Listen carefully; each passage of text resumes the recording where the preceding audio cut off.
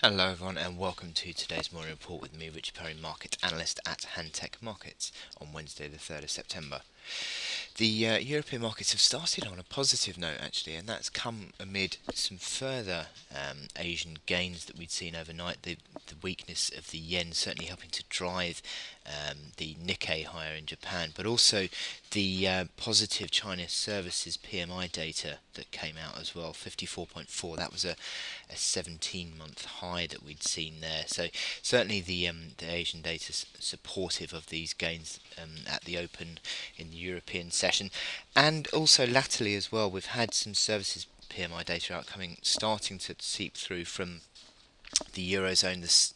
For Spain, certainly the jump to 58.1 on their services PMI has been supportive of these markets this morning, and it looks like it's going to be a bit of a positive day now for these European indices. The forex markets are fairly flat though. There's no major move. A bit of consolidation after that huge dollar strength that we saw yesterday, and it just looks like the dollar is just consolidating slightly. Although certainly you'd say that that has broken decisively through that September high on the dollar index now, and there's very little resistance now up until the July 2013 high, which is 84.6, which is way above where we are here. So certainly some room for further gains in this dollar chart at the moment.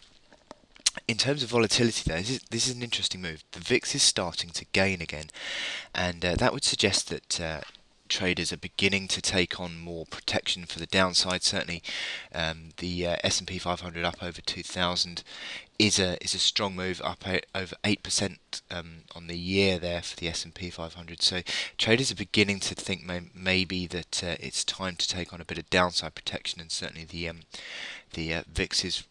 That is what the VIX is telling us anyway, and that may have an impact on these indices coming through at a later date. So just keep an eye on that, I would say.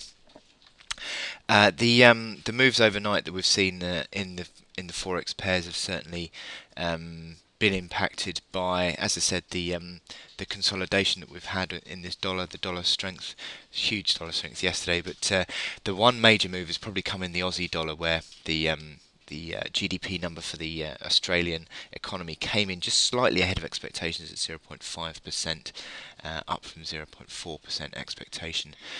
But the looking ahead, we've got the UK services PMI at 930. That's forecast to come in at 58.5, so slightly down from last month's 59.1. But that figure will take on an extra significance considering Monday's rather bad number that we had from the manufacturing PMI sector for the UK. So with around 3/4 of the UK economy is covered by this services PMI. So this is an important number for sterling, and could have a bit of volatility around 930 for that number. And into the afternoon, we've also got the Canada rates decision for the Bank of Canada. 3 o'clock that comes out, no change expected at 1% for interest rates there. Now, so that takes me on to my chart today, which is the FTSE 100. And FTSE had a bit of a poke above the resistance yesterday, which actually closed back below the 6834 rally high. But now we're seeing a strong move today. It looks like we're just now breaking out, and certainly looking to hold on to that break will be the key move for today. Now, this is the first time in 2014 that we would have seen a higher reaction. A lower. Sorry, this is the first time. Let me try and say that again. This is the first time in 2014 that you would have seen a lower high that's been broken to the upside. So it's breaking that sequence of those successive lower highs there. So that 6834 was the lower high on in the end of July, and taking above that now challenges certainly that initial one at 6875, but now suggests that perhaps the bulls are really gaining control in this chart, and a test of 6895, which is that key high back from May. If that can now be seen, certainly looking at the momentum indicators, the RSI had been consistently failing and falling over around the 60 mark, and we're now pushing above that 65 on the RSI.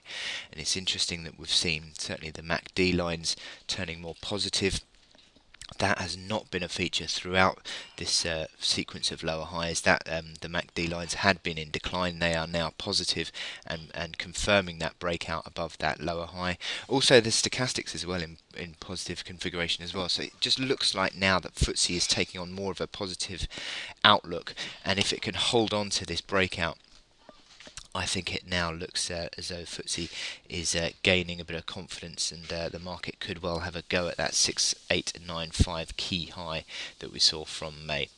As I said, that the support comes in at 6834 initially, and then back at that reaction low at 6780 as well. So a couple of levels for you to work with there, but it looks like it's a positive day at the moment for the FTSE, and we'll wait and see how that pans out, but it looks positive. Anyway, I wish you good luck in your trading today, and I will speak to you later. Thank you.